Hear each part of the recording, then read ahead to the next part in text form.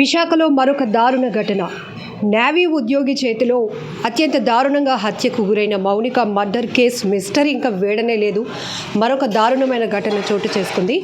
Birthday పార్టీకని ఇంటి నుంచి బయలుదేరినటువంటి యువతి ఒక హోటల్ గదిలో విగతజీవిగా కనిపించింది. అప్పటి వరకు ఇంట్లో బర్త్డే పార్టీకి వెళ్తున్నానని, స్నేహితులు పిలవటం వల్ల వెళ్తున్నానని చెప్పి వెళ్ళినటువంటి అమ్మాయి ఒక్కసారిగా హాస్పిటల్లో వాళ్ళ కూతుర్ని ఆ పరిస్థితిలో చూసి గుండెలు గుబేలమన్నాయి అంటున్నారు కుటుంబ సభ్యులు. మరొక వైపు ఎక్కడైతే అమ్మాయి పార్టీకి అటెండ్ అవ్వడానికి వచ్చినటువంటి హోటల్ దగ్గర ఉన్నాం, విశాలాక్షి నగర్లో ఉన్నటువంటి బీ స్క్వేర్ విల్లాలో. సో అసలు ఏం జరిగింది? శాంతి కుమారి అనే అమ్మాయి ఇక్కడికి వచ్చిన తర్వాత స్నేహితులతో పార్టీ సెలబ్రేట్ చేసుకోవడానికి వచ్చినటువంటి అమ్మాయి విగత జీవిగా మారటానికి కారణాలేంటి? అసలు వాళ్ళు ఎప్పుడు, ఎంతమంది వచ్చారు, ఎన్ని రూమ్స్ బుక్ చేసుకున్నారు, ఆ రోజు ఏం జరిగిందో డీటెయిల్గా తెలుసుకుందాం. మీ పేరండి? పృథ్వీరాజ్. మీరు ఇక్కడ ఏం చేస్తారు? నేను మేనేజర్, హోటల్ మేనేజర్. ఏం జరిగింది అసలు? వాళ్ళు ఎప్పుడు వచ్చారు? రూమ్స్ ఎన్ని బుక్ చేసుకున్నారు? ఎవరు బుక్ చేస్తారు? యాక్చువల్గా ముగ్గురు అబ్బాయిలు వచ్చారన్నమాట. ముగ్గురు అబ్బాయిలు వచ్చి మేము రూమ్ కావాలని చెప్పారన్నమాట. సో ముగ్గురు అబ్బాయిలకి మేము ఐడి కార్డ్స్ తీసుకొని రూమ్ అన్నది ఇవ్వడం జరిగింది. సో దాని తర్వాత ఒక 2 hours తర్వాత ఒక అమ్మాయి వచ్చిందన్నమాట. ఆ అమ్మాయి వస్తే మాకు ఇలాగా అందులో అతను మాకు తెలుసండి, మాకు పార్టీ చేసుకుంటున్నాం కదా, మేము ఒక 1 hour ఉండి వెళ్ళిపోతాం అని చెప్పారు. చెప్తే దానికి మేము అలౌ చేయలేదు. అలా ఉండకూడదండి, మేము అలా రూమ్స్ అయితే ఇవ్వము అని చెప్పాం. సో చాలాసేపు ఆర్గ్యుమెంట్ చేశాక సరే అయితే మాకు ఇంకొక రూమ్ ఇవ్వండి, మేము మా ఫ్రెండ్ అందులో ఉంటాం, మేము ఇక్కడ మిగిలిన అక్కడ పార్టీ చేసుకుంటారని చెప్పారన్నమాట. సో మేమేంటంటే అమ్మాయి ఐడి కార్డు, ఏజ్ అన్నీ చెక్ చేసి రూమ్ అనేది ఇచ్చాక వాళ్ళు పైకి వెళ్ళిపోయారు. మేము అక్కడ ఎంట్రన్స్లో అన్నమాట మేము పడుకునేది. సో అంతా జరిగింది, మేము పడుకున్నాం. తర్వాత ఏమైంది ఏంటి అన్నదని మాకు తెలియదు. మార్నింగ్ కానిస్టేబుల్ వచ్చారన్నమాట. వచ్చేస్తే వెనకాల ఏంటి మాకు గొడవ అయితే ఏదైనా తెలుస్తుంది, కానీ మాకు గొడవ ఏం వినిపించలేదు అనమాట. సో ఆ అమ్మాయి కానిస్టేబుల్ వాళ్ళు వస్తే మార్నింగ్ వచ్చారు. మార్నింగ్ కానిస్టేబుల్ వచ్చి ఇలా జరిగిందంటే అప్పుడు పైకి వచ్చి ఇవన్నీ చూసేసరికి ఇక్కడ ఎవరు లేరు, మొత్తం అంతా చంద్రవందరగా అంతా డోర్ పగలగొట్టేసి అంతా ఉందన్నమాట. సో అది చూసి కానిస్టేబుల్ ఇలాగ జరిగింది, ఆ అమ్మాయి ఇలాగ సీరియస్గా సిచ్యువేషన్లో ఉంది, మెడికవర్లో అని చెప్పారు. సో ఎప్పుడైతే అది చెప్పారో మేము నాకు ఇంటిమేట్ చేశారు. ఇక్కడ ఎవరైతే వర్క్ చేస్తున్నారో రిసెప్షన్ బాయ్ని ఇంటిమేట్ చేస్తే నేను వెంటనే వచ్చాను. స్టేషన్కి వచ్చారు. తర్వాత సిఏ వాళ్ళు, ఎస్ఐ వాళ్ళు అందరూ వచ్చేసి సీసీ ఫుటేజెస్ అన్నీ చూసుకొని వెళ్ళారు. సో డోర్ పగలగొట్టుంది, చిందరవందరగా ఉందంటున్నారు. మరి రూమ్స్ తీసుకున్న ఆ ముగ్గురు అబ్బాయిలు కానీ, 2 అమ్మాయిలు వాళ్ళు ఎవరు కనిపించలేదు. మాకు అన్నది ఇక్కడ ఎవరు కనిపించలేదు అసలు. మార్నింగ్ యాక్చువల్గా మేము నైట్ పడుకునేసరికి 12:30, 1 గంట. ఇక్కడ ఎవరు పడుకున్నా సరే అది రిసెప్షన్ ఎంట్రన్సే పడుకుంటారు. సో వాళ్ళు ఆ టైం వరకు అయితే మాకైతే ఏమీ లేదు అది. సో మార్నింగ్ లేచేసరికి ఎలా లేదని ఈజీగా 5:30, 6 అవుతుంది. అప్పుడు కానిస్టేబుల్ వచ్చారు. అది సో వచ్చి చెప్పి నాకు ఇంటిమేట్ చేస్తే నేను అక్కడి నుంచి వచ్చాను. కానిస్టేబుల్తో పాటు ఇంకెవరైనా బంధువులు, రిలేటివ్స్ వాళ్ళు వచ్చారా? ఫ్యామిలీ మెంబర్స్ కానీ? ఎవరు రాలేదు, కానిస్టేబుల్ వచ్చారు. ఓకే, కానిస్టేబుల్ వచ్చి నేరుగా ఆ రూమ్స్ దగ్గరికి వచ్చేసారా లేకపోతే? లేదు, మాకు ఇక్కడికి వచ్చి అడిగారు ఏంటి వాళ్ళకి రూమ్స్ ఇచ్చారట, ఏ రూమ్స్ ఎక్కడ ఇచ్చారు ఏంటి అని అడిగితే అప్పుడు చూపించాం అన్నమాట. సో మీరు ఇక్కడికి కానిస్టేబుల్ని తీసుకొచ్చి రూమ్స్ ఏవైతే వాళ్ళకి అలౌట్ చేశారు, ఫస్ట్ వాళ్ళు బుక్ చేసుకున్న రూమ్ నెంబర్ ఎంతండి? 119, ఆ చివరి రూమ్. ఓకే, నెక్స్ట్ ఇది 118. ఓకే, సో లోపలికి వెళ్ళి డోర్ పగలగొట్టు ఉంది, అక్కడ వాళ్ళు ఎవరు లేరు అంటున్నారు కదా, ఇన్సైడ్ అప్పుడు ఏం జరిగింది? లోపల చూసేటప్పటికి డోర్ ఓపెన్ చేసి అంటే మొత్తం అంతా చంద్రవందరగా ఉందన్నమాట. అప్పటికే నేను ఇంకా రాలేదు యాజ్ ఏ మేనేజర్, అప్పుడు ఇంటి దగ్గర బయలుదేరి వస్తున్నాను అనమాట. ఇక్కడ బాయ్ రిసెప్షన్ ఉంటారన్నమాట. సో వాళ్ళు చూసారు, డోర్ తీసరికి ఏంటంటే అంత చంద్రవందరగా ఉంది తప్ప అసలు ఏంటి అన్నది ఏం లేదు అసలు. సో వాళ్ళు కానిస్టేబుల్స్ వచ్చి తర్వాత మళ్ళీ ఆయన వెళ్ళారు. ఇంకొక 10 నిమిషాలు ఇంకొక ఎస్ఐ గారు, కానిస్టేబుల్స్ అందరూ వచ్చారు అన్నమాట. అప్పుడు ఇంకా అక్కడి నుంచి కేసు దర్యాప్తు చేస్తూ సీసీ ఫుటేజెస్ అన్నీ చెక్ చేసుకొని ఎవిడెన్సెస్ అన్ని గ్యాదర్ చేసుకొని అవన్నీ చూసుకొని వెళ్ళారు. ఇప్పుడు ఈ రూమే కదా బ్రేక్ చేస్తుంది అంటున్నారు 118. సో ఈ 118లో చూసేటప్పటికి ఎవరైనా హ్యాంగ్ చేసుకొని కానీ అట్లా ఏమైనా కనిపించిందా? అంటే అప్పుడు మేము వస్తే రాలేదు, బట్ మీరు రిసెప్షన్ కానీ బాయ్ కానీ ఉండేటప్పటికి వాళ్ళు ఏం చూసారు లోపల ఉన్న సిచ్యువేషన్? వాళ్ళు హ్యాంగింగ్ అయితే చూసారన్నది అయితే మాకైతే ఏం చెప్పలేదు అనమాట. బాయ్ కానీ రిసెప్షన్ కానీ రాగానే చూసారు అన్నారు, అంతవరకే తెలిసింది మాకు. హ్యాంగింగ్ అదేం తెలియదు. తర్వాత పోలీసులు వచ్చి అవన్నీ గ్యాదర్ చేసుకున్నారు. అవి సో అంటే అప్పటికి కానిస్టేబుల్ మీకు ఏమైనా ఇన్ఫర్మేషన్ ఇచ్చున్నాడా? వాళ్ళు ఎవరు లేరు కాబట్టి. సో ఇందులో ఒక అమ్మాయికి ఇలా అయింది, అమ్మాయిని హాస్పిటల్లో అడ్మిట్ చేసేటప్పటికే చనిపోయిందని డాక్టర్స్ డిక్లేర్ అవేం చెప్పలేదు. ఆమె చావు బతుకుల్లో ఉంది అని చెప్పారు. మాకు ఇక్కడికి వచ్చి చావుబతుకుల్లో ఉంది, ఇక్కడ తీసుకున్నాం అంటే మీరు ఆ రూమ్స్ చూపించండి అంటే మేము వచ్చి రూమ్స్ చూపించాం. ఇలాగ అయిపోయారు ఇలాగని ఏంటైతే మాకైతే ఇంటిమేట్ చేయలేదు అసలు. అది ఏంటండి బీర్ బాటిల్ అవి ముక్కల బీర్ బాటిల్స్ మేడం, పగలగొట్టి ఉంది అది. సో అప్పటికి ఇవన్నీ పగలగొట్టి ఉంది, బాటిల్స్ అన్ని పగలగొట్టేసి ఒకటే 2 బీర్ బాటిల్ పగలు ఉన్నాయి, మిగిలిన ఎంటీ బాటిల్స్ ఉన్నాయి. ఓకే. 2 రూమ్స్లో కూడా పార్టీ జరిగినట్టు మీకు అనిపించిందా? 2 రూములు కూడా 2 రూమ్లు పార్టీ చేసుకున్నారు. 2 రూముల్లో కూడా పార్టీ జరిగింది. ఇప్పుడు మీరు వాళ్ళు ఒకరు కాదు ఇద్దరు కాదు ఏదో మీ కళ్ళు గప్పి వెళ్ళిపోయారు అనడానికి రిసెప్షన్ ఉంటుంది, 24/7 అబ్జర్వేషన్ కూడా ఉండాలి హోటల్స్లో. అంటే వాళ్ళు ఎవరు ఎస్కేప్ అయినప్పుడు ఎలా వెళ్ళి ఉంటారు? సీసీ కెమెరా ఫుటేజెస్ ఉన్నాయి, అవన్నీ మీరు ఏం నోటీస్ చేశారు? సీసీ కెమెరా ఫుటేజెస్ ఉన్నాయి, అన్నీ చేసుకున్నాం. కాకపోతే ఏంటంటే వాళ్ళు మా రిసెప్షన్ మీద నుంచి కానీ వీటి నుంచి అయితే ఎవరు వెళ్ళలేదు. మేము ఇవ్వడం వరకు రూమ్స్ అనేవి మేము పర్ఫెక్ట్గానే మేము చూసుకొని ఇచ్చాం. మేము అబ్బాయి ఐడి కార్డ్స్ తీసుకున్నాం, అమ్మాయికి ఇంకో రూమ్ అన్నారు, ఆ అమ్మాయి ఐడి కార్డ్ కూడా తీసుకొని అన్నీ చేసుకొని ఇచ్చాం మేము అన్నదైతే. కాకపోతే వాళ్ళు ఎలాగా ఏంటి అన్నదని ఏంటైతే మాకు తెలియదు. ఫుటేజెస్ అన్నది డిపార్ట్మెంట్ వాళ్ళే చూసుకున్నారు, వాళ్ళే డిపార్ట్మెంట్ వాళ్ళు ఇన్వెస్టిగేషన్లో పార్ట్ కాబట్టి వాళ్ళు తీసుకుంటారు. బట్ మీరు వీళ్ళు ఎప్పుడు వెళ్ళిపోయారు, ఎలా వెళ్ళిపోయారు అని చూడటానికి జస్ట్ ఓపెన్ చేసి చూస్తారు కదా ఫుటేజ్ అనేది. అందులో అంటే మాకేంటంటే టెక్నీషియన్ ఉంటారు అన్నమాట, మా వరకు అయితే ఉండదు అన్నమాట. మా టెక్నీషియన్స్ వస్తారు, వాళ్ళు చూసుకుంటారు. మాకు ఏంటంటే జస్ట్ మానిటర్ చేయడానికి కానీ వీటి వరకే మాకు పర్మిషన్ ఉంటుంది అన్నమాట. సో అంతకు మించి ఉండదు. కాకపోతే ఏంటంటే వాళ్ళు వెళ్ళేది ఏంటంటే బ్యాక్ సైడ్ గేట్ నుంచి ఇక్కడ తీసుకెళ్లారు అని చెప్పేసి అంటున్నారు అన్నమాట. ఓకే. సో ఫ్రంట్ గేట్ మాత్రమే సీసీటీవీ కవరేజ్ అవుతుందా? బ్యాక్ గేట్ కూడా సీసీ ఫుటేజ్ ఉంది, అందులో నుంచి కూడా సీసీ ఫుటేజ్ నుంచి కూడా ఉంది, అక్కడ కూడా కెమెరా పెట్టాం. జనరల్లీ ఈ మధ్య జరుగుతున్నటువంటి క్రైమ్ కేసెస్ చూస్తుంటే ఇట్లా హోటల్లో ఆత్మహత్యలు జరగటం కానీ హత్యలు జరగటం చాలా వరకు జరుగుతుంది. సో మీరు Day 1 వాళ్ళకి రూమ్ అలాట్ చేసినప్పుడు 3 అబ్బాయిల ఐడి కార్డ్స్ తీసుకున్నారు. యాజ్ పర్ ఐడి కార్డ్స్ వాళ్ళ పేర్లు ఏంటి, ఏజ్ గ్రూప్ ఎంత ఉండొచ్చు? అందరూ ఏజెస్ అబౌట్ 25-26 ఉన్నాయి. ఇప్పుడు 3 అంటే వాళ్ళు రెగ్యులర్ కాదు కాబట్టి మనం అంత గుర్తుపెట్టుకోం. ఎవరు కస్టమర్స్ వస్తే జస్ట్ ఐడి కార్డ్స్ ఒకసారి చూసేసి పెట్టుకుంటాం అంతవరకు. ఇంకొక రూమ్ కోసం మరొక అమ్మాయి ఐడి కార్డ్ కూడా తీసుకున్నామన్నారు కదా, ఆ అమ్మాయి చనిపోయిన అమ్మాయా మరొక అమ్మాయా? చనిపోయిన అమ్మాయి. శాంతి కుమారి. సో ఆ అమ్మాయి పేరు మీద మరొక రూమ్ తీసుకున్నాం అది.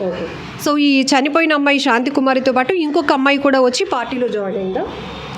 అది మాకు మార్నింగ్ ఇన్వెస్టిగేషన్లో మాకైతే తెలిసిన తర్వాత సీసీ ఫుటేజెస్ చూస్తాను. ఓకే. సో మీ ప్రకారం ఇక్కడ 3 అబ్బాయిలకి ఒక రూము, శాంతి కుమారి అన్న అమ్మాయికి ఒక రూము మీరు అలాట్ చేసి. ఆ శాంతి కుమారి అమ్మాయి ఏంటంటే వాళ్ళ 3లో ఒకరు తన ఫ్రెండ్, మేము కలిసి ఉంటాం అంటే దానికి మేము అలాట్మెంట్ చేయలేదు, అలాగే ఇవ్వమమ్మా అలాగని చెప్పేసి చెప్పితే లేదండి మేమిద్దరం ఒక రూమ్లో ఉంటాం, మాకు ఒక ఐడి కార్డ్. ఇక్కడ ఒక క్లారిటీ అండి, 3 అబ్బాయిల్లో ఒక అబ్బాయి తన ఫ్రెండ్, వారిద్దరికి ప్రైవసీగా ఒక రూమ్ మిమ్మల్ని అడిగారు. ఎందుకంటే వాళ్ళకి ఏంటంటే ఇప్పుడు అక్కడ అన్నది జరిగింది అందరికీ కలిపి ఒకే రూమ్ ఇమ్మన్నారు. సో అందరికీ అన్నది అలాగే ఇవ్వకూడదు కాబట్టి మేము ఇవ్వలేదు అది. ఇప్పుడు ఇంకొక అమ్మాయి కూడా వచ్చిందన్న విషయం మరి మీకు ఇప్పుడు తెలిసింది? మాకు మార్నింగ్ ఇన్వెస్టిగేషన్లో.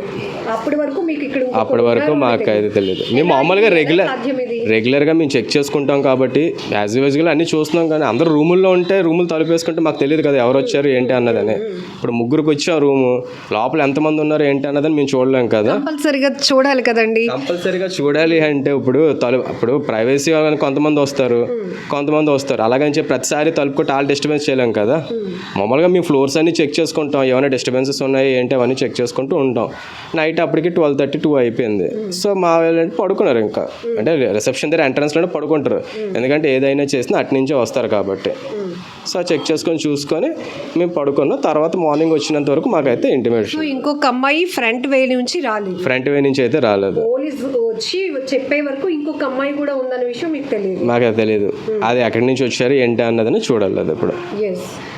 సో ఇది ఇక్కడ హోటల్ బీ స్క్వేర్ విల్లా దగ్గర ఉన్నటువంటి మేనేజర్ నుంచి మనం కొంత ఇన్ఫర్మేషన్ తీసుకుంటే కనుక మొదట 3 అబ్బాయిలు వాళ్ళ ఐడి కార్డ్స్ ఇచ్చి ఒక రూమ్ తీసుకున్నారు.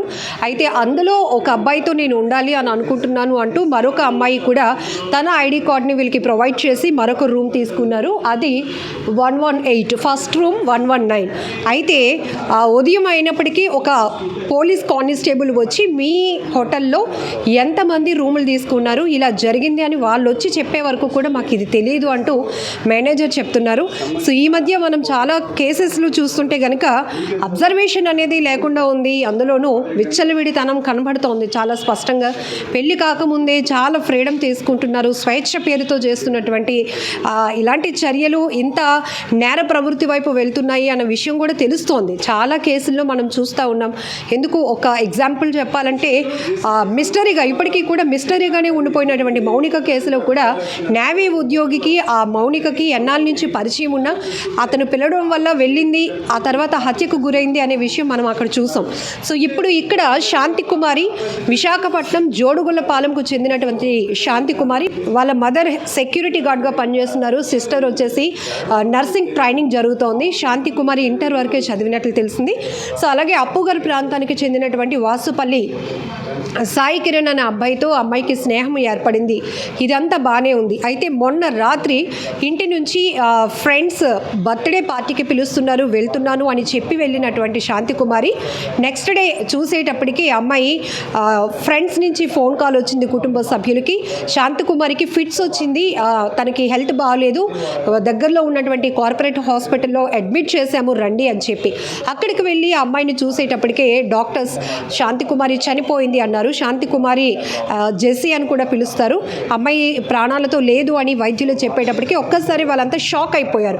బర్త్డే పార్టీకి వెళ్ళింది, ఫ్రెండ్స్తో అని చెప్పి వెళ్ళింది, ఫ్రెండ్స్ని కలవడానికి అని చెప్పి వెళ్ళినటువంటి అమ్మాయి ఇలా హాస్పిటల్లో చూసే పరిస్థితి వస్తుందని ఊహించలేకపోయామంటూ. అయితే అమ్మాయి ఒంటిపైన గాయాలు గమనిస్తే కనుక చాలా చోట్ల కొట్టినటువంటి గాయాలు కనబడటం వల్ల ఇమీడియట్గా కుటుంబ సభ్యులకి చాలా రకాల అనుమానాలు వ్యక్తమయ్యాయి. పోలీసులకు ఆరిలోవ పోలీసులకు ఆ విధంగానే స్నేహితుల మీద అనుమానంతో కంప్లైంట్ ఇచ్చారు. ఆరిలోవ సిఐ మల్లేశ్వరరావు గారు కేసు దర్యాప్తు కొనసాగించిన తర్వాత ఇక్కడ తెలిసింది ఏంటంటే ఇమీడియట్గా ఒక కానిస్టేబుల్ని ఇక్కడికి వెళ్ళి సీన్ దగ్గర అసలు ఏం జరిగింది, బీ స్క్వేర్ విల్లాలో వీళ్ళు ఎన్ని రూములు తీసుకున్నారు, ఎంతమంది వచ్చారు, ఏం జరిగిందని తెలుసుకునేటప్పటికే నైట్ అంతా రిసెప్షను అండ్ ఒక బాయ్ తప్ప ఎవరు ఉండం మేడం. కానిస్టేబుల్ వచ్చి ఉన్నాక తెలిసింది ఈ రూమ్లో 119లో 3 అబ్బాయిలతో పాటు 118లో 2 అమ్మాయిలు అంటే శాంతి కుమారి ఐడి కార్డ్ ప్రొవైడ్ చేసి ఒక రూమ్ తీసుకుంది. బట్ ఆ రూమ్లో కూడా ఒక అబ్బాయితో ఉండడానికి అని చెప్పినా కూడా మేము దాన్ని ఎంకరేజ్ చేయలేదు, ఎందుకంటే అలాంటి తరహా వ్యవహారాలు ఇక్కడ జరగవు అని చెప్పినాక ఇంకొక అమ్మాయి ఎప్పుడొచ్చిందో కూడా మాకు తెలియదు. సీసీటీవీ ఫుటేజ్లో చూస్తే ఇంకొక అమ్మాయి బ్యాక్ గేట్ నుంచి వచ్చినట్టు పోలీసులు వచ్చినాక తెలిసింది అన్నారు. ఇక్కడ చాలా విడ్డూరంగా ఉంది ఇదంతా కూడా. అంటే రూములు తీసుకున్న వాళ్ళు ఎంతమంది, బయట నుంచి వచ్చిపోతున్న వాళ్ళు ఎంతమంది, ఇక్కడ ఏ రకమైన క్రైమ్లు జరిగినా రెస్పాన్సిబిలిటీ ఎవరిది ఏంటి, ఒక సెక్యూరిటీ పరంగా కూడా భద్రత పరంగా కూడా మనం ఇక్కడ చాలా క్లారిటీ తీసుకోవచ్చు ఆయన మాటల్లోనే. బట్ ఏది ఏమైనప్పటికీ కూడా స్నేహితులను కలవటానికి బర్త్డే పార్టీకి అని వెళ్ళినటువంటి అమ్మాయి విగత జీవిగా కనపడటం ఇప్పుడు ఆ కుటుంబ సభ్యులు జీర్ణించుకోలేకపోతున్నారు. మొత్తం స్నేహితులు అందరిపైన కూడా కేసు ఫైల్ చేయడం జరిగింది. అయితే ఇక్కడికి కానిస్టేబుల్స్ వచ్చి చూసేటప్పటికీ ఇక్కడ ఎవరూ లేరు. రూముల్లో రెండిట్లో కూడా చిందరవందరగా వస్తువులన్నీ పడున్నాయి. బీర్ బాటిల్స్ కూడా పార్టీ జరిగినటువంటి బీర్ బాటిల్స్ కూడా పగిలి ఉన్నాయని చెప్తున్నారు. బట్ ఇక్కడ ఎవరైనా స్మోక్ చేసినటువంటి సిగరెట్ పార్టికల్స్ కానీ ఇవన్నీ కూడా కనిపించాయి అని చెప్తున్నారు. అయితే వీళ్ళ మధ్య గొడవకి కారణం కూడా కొంతవరకు అనుమానాలు వ్యక్తమవుతున్నాయి. ఎవరైతే పూర్తిగా 4 అబ్బాయిలు చనిపోయినటువంటి శాంతి కుమారితో పాటు మరొక అమ్మాయి సంజన, మొత్తం ఈ 6 కూడా ఇక్కడ ఈ 2 రూముల్లో పార్టీ చేసుకున్నారు. అయితే వీళ్ళ మధ్య గొడవకి కారణం ఏంటంటే ఈ ఇంకొక అమ్మాయి ఎవరైతే ఉన్నారో ఆ అమ్మాయికి వాళ్ళ లవర్కి సంబంధించి ఇద్దరి మధ్య విభేదాలకి కారణం ఈ చనిపోయినటువంటి శాంతి కుమారి లేనిపోని మాటలు చెప్తూ ఉంది. దానివల్లే ఇక్కడ ఈ పార్టీ అని చెప్పేసి ఇక్కడ పిలిపించినాక శాంతి కుమారితో తగాదా పడ్డారు. ఒకనొక సమయంలో ఆమెపై దాడి కూడా చేశారు. ఆ తర్వాత వాళ్ళందరూ బయటికి వెళ్ళిపోయి వాళ్ళు బయటికి వెళ్ళిపోయిన తర్వాత అవమానంగా తీసుకున్నటువంటి శాంతి కుమారి ఆత్మహత్య చేసుకున్నట్టుగా కూడా పోలీసులు తమ దర్యాప్తులో గుర్తించడం జరిగింది. మొత్తానికి ఆ శాంతి కుమారి ఆత్మహత్య చేసుకోవడానికి ప్రేరేపించేలాగా వ్యవహరించినటువంటి విధానం కానీ ఆమెపై భౌతికంగా దాడికి పాల్పడటం, దుర్భాషలాడుతూ ఆమెను వేధించినటువంటి స్నేహితులపై మాత్రం ఆరిలోవ పోలీసులు కేసు నమోదు చేసి దర్యాప్తు కొనసాగిస్తున్నారు. బట్ ఇప్పుడు కుటుంబం సభ్యులే కదా తీవ్రంగా మానసిక క్షోభకు గురవుతున్న పరిస్థితి. ఎందుకంటే కన్న కూతుర్ని కోల్పోయినటువంటి అక్కడ తల్లి చెల్లి తీవ్రంగా కన్నీటి రోదన పెడుతున్నారు. నిన్నంతా కూడా కేజీహెచ్ మార్చరీ దగ్గర వాళ్ళ ఏడుపు కానీ వాళ్ళు చెప్తున్నటువంటి వ్యక్తం చేసినటువంటి బాధ కానీ చూస్తే కనుక ఒక రకంగా గుండెలు తరుక్కుపోయాయి. మరొక వైపు ఒక ఎదుగొచ్చిన అమ్మాయిని ఫ్రెండ్స్ అని పార్టీలని రాత్రిపూట ఇంటికి రాకుండా ఇలా ఎందుకు ఎంకరేజ్ చేస్తున్నారు? అల్టిమేట్గా ఆఖరికి నష్టపోతుంది కూడా కుటుంబ సభ్యులే. మీ వాళ్ళని కోల్పోతూ తీవ్రంగా నష్టపోతుంది కూడా మీరే. ఎందుకు మరి ఇంత నెగ్లిజెన్స్, ఎందుకు నిర్లక్ష్యం, ఎందుకు అసలు వాళ్ళపైన ఒక మానిటరింగ్ లేదు, ఎందుకు వాళ్ళపైన ఒక పర్యవేక్షణ లేదు, ఎందుకు జాగ్రత్త పడటం లేదు అనేటటువంటి ప్రశ్నలు కూడా తలెత్తుతున్నాయి. ఏది ఏమైనప్పటికీ చాలా బాధాకరమైన ఘటన.